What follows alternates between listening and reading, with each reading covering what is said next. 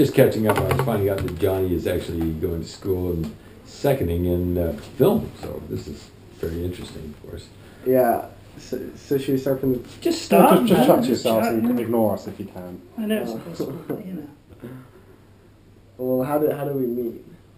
Well, I remember it was quite clear that you were coming down the trip. You were supposed to be like middle teenager kind of thing, and then you show up, and I was like, you know what? His age is going to be really young according to when he was born. So you show up, you're 12 years old, it's on the highest mountain in Antarctica, and I'm going like, okay, this will be interesting. But fortunately, I had known your parents, and I knew both of them were capable, competent adventure runners. I was thinking, yeah, just try it, see how he goes. And how'd you go? I had some good guide. Got lucky, got to the top, and you know, wanted to do another one. Wanted to get a little bigger one. But Vern actually on the trip was talking about paragliding with what was that Alaskan's name? Cleve? Is that Cleve? Cleve McDonald, test pilot for Alaska Airlines. That guy had some stories. Oh man, I remember being a little kid and just being in a tent in Antarctica with like all these crazy stories. Cleve told me a story about a moose one time. Do you remember that story? I don't know, he said he fed a moose one time and the moose like kicked him or something. Anyways, all these crazy stories, and Vern was talking about paragliding and we were talking about flying, and I said I wanted to fly, and they said, Vern's like, just go get a paraglider and go, figure it out. That's how I did it. So I literally... Great advice to a 12-year-old. I was 13 when I got my first paraglider, and that was my first solo flight, was a paraglider when I was 13, and I crashed it, and then that's kind of how it started. It's amazing. I think I remember right after that, I saw your mom was just, I'm going to kill you, Tejas. And I was like, why would she do that? And then I realized it was because you were risking your life and limb jumping off the hills, California. So you've never been to North Pole, right? This is my first time. Nice. I'm pretty excited about it. We both of our first. Yeah. I've been wanting to do this for a dozen years anyway. So you're responsible for everything that we see here. No, partly. I think I planted a seed. However, Johnny's fertile imagination and I think his drive that he probably inherited has taken him to levels I never would have thought about. Can you tell me, say you planted a seed because you showed paragliding and went from there to that? Well, I think the seed that I planted was we're on Vinson, and I told him, I said, I flew off of this with a paraglide. He's like, really? How do you do that? And I said, basically, well, just go get yourself one. You can teach yourself. It's that simple. But it's also, I failed to mention, it's quite dangerous to do that. But no, I think the big thing was that you took it and ran with it. And where are you at now? I mean, I know you parachute. You also wingsuit, I think, is what I understand. Yeah. And you've been jumping off of the towers out in the desert. Tell me some of this base jumping. Mostly cliffs. Mostly cliffs. With friends, and then I started big wave surfing, like toe-in surfing. Toe-in surfing. So it's been mostly like base jumping and toe-in surfing. And completed the 7 summits since I met you. Yeah, 7 summits in the South Pole, and So it's been a pretty busy 8 years. Yeah, so I've been running around like crazy the past 8 years, and really pumped to be here, and yeah. I assume you're going to school all at the same time, right?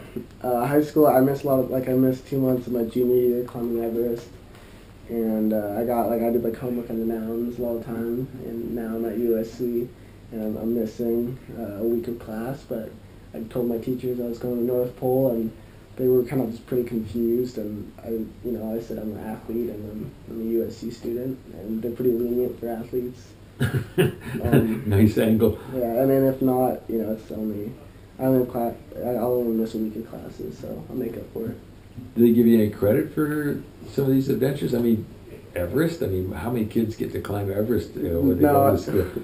I didn't get any credit for Everest in high school, but I did an internship program in Bhutan in 2011 that I got units for.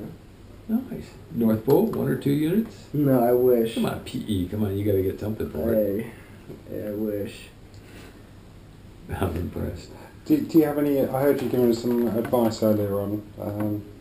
Could you talk about that? You know, for this particular jump, you were saying. Oh, yeah. I mean, yeah, part of my advice is in deference to your mom, Yeah. who I know I've raced with, and I know she loves you dearly, and she wants you to come back in one piece. One of the things that comes to my mind is I have had a friend who was skydiving over the South Pole, and the chute didn't open on time. Nobody's sure exactly why, but he's not with us anymore. And I want you to make sure that you're very conservative with your altitudes when you pull, and make sure that you come back for your mom, for me, and for yourself. Yeah.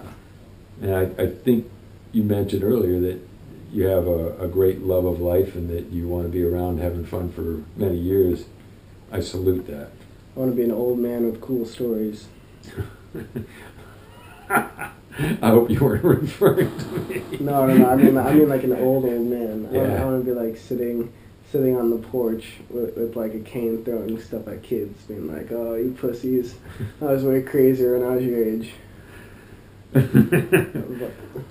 You were saying something about the altitude as well. Sure. That's good. The altitude. What do you think you're going to pull? I mean, I'm sure it's going to depend on the... I think you were talking about the thickness of the air, or what you were talking about earlier. Well, there's one of the problems, as you may or may not know, at the poles, there's less atmosphere than there is at the equator. So if you're using an altimeter, it's going to be off, and it could be off by several thousand feet. This is something that should be taken into account when you deploy your chute. Because if you don't take that into account, there could be a hole in the ice. Yeah. Yeah, with me in it. Yeah, exactly. So, yeah, come a long ways since Vern guided me on my first mountain when I was 12, and hope to climb with him again soon.